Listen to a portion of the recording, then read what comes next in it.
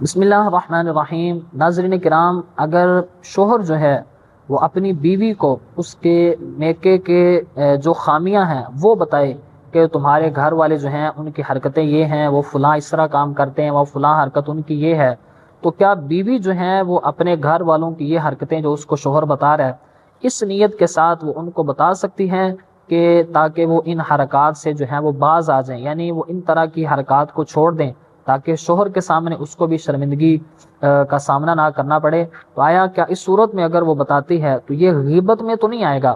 تو ناظرین کرام، یہ بات ذہن میں رکھیں، اس طرح کی باتیں وہ بالکل بتانا جو ہیں وہ جائز ہیں، اور بالخصوص اگر اس طرح کی نیت ہو کہ تاکہ وہ ان چیزوں سے باز آ جائیں اور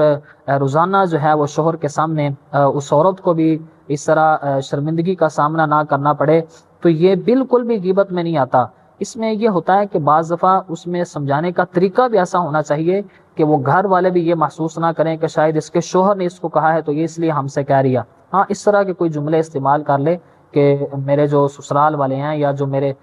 یہ دیگر جو افراد ہیں ان کی طرف سے مجھے یہ بات پہنچی ہے کہ آپ لوگوں نے یہ بات کی ہے، تو لہٰذا اس طرح کی باتیں کرنے سے آپ پرہیز کیا کریں۔ تو اس طرح کے الفاظ جو ہیں وہ بول لینے چاہیے تاکہ شوہر کے بارے میں بھی ان گھر والوں کے متعلق کوئی نیگیٹیوٹی جو ہے وہ پیدا نہ ہو۔ لہٰذا اگر وہ بتاتی ہیں تو اس صورت میں یہ غیبت میں نہیں آئے گا۔